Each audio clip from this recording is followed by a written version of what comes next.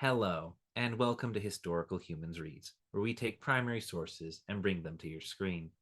I'm Colum Coleman, and today we are reading from The Passer Through Walls by Marcel Ayme. A 20th century French novelist and playwright, Marcel Ayme first published the short story in 1941.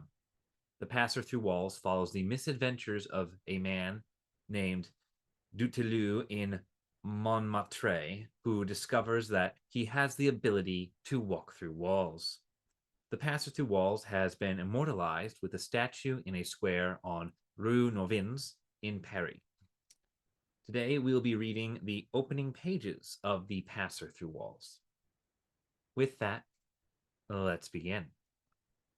In Montmartre, on the fourth floor of number 75 and a half Rue Orchamps, there once lived a fine fellow named Dutilleul, who had the remarkable gift of being able to pass through walls with perfect ease.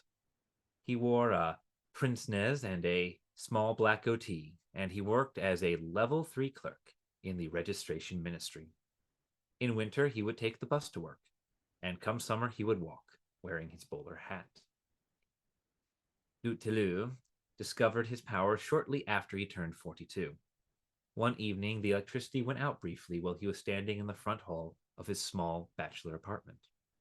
He groped around for a moment in the dark, and when the power came back on, he found himself standing on his fourth floor landing. Since the door to his apartment was locked from the inside, this gave him pause for thought. Despite the objections of his common sense, he decided to return home in the same way he left, by passing through the wall. This strange ability seemed to have no bearing on any of his aspirations, and he could not help feeling rather vexed about it. The following day was Saturday, and since he worked a 5-day week, he sought out the local doctor and presented the case to him. The doctor satisfied himself that Dutilleul was telling the truth, and upon examining him, he discovered that the problem was caused by a helicoidal hardening of the strangular membrane of the thyroid gland. He prescribed an intensive overwork and told him to take 2 doses a year of tetralevant perrette powder containing a mixture of rice flour and centaur hormone. Dutilleul took 1 dose, then put the medicine in the back of a drawer and forgot about it. As for intensive overwork, his activity as a civil servant followed fixed practices which did not lend themselves to any excess. He spent his free time reading the newspaper and working on his stamp collection. These activities did not require him to expend an unreasonable amount of energy either. After a year, then, he still retained the ability to pass through walls, but he never used it intentionally. He had little interest in adventures, and he stubbornly resisted the impulses of his imagination. The idea never even occurred to him to enter his apartment any other way than by the door, and that after having duly opened it using the lock.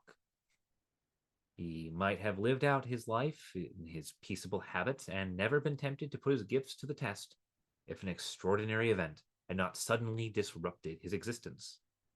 Monsieur Moron, the associate office director, left to take another position and was replaced by one Monsieur Lecour, who spoke in short, clipped sentences and wore a toothbrush mustache.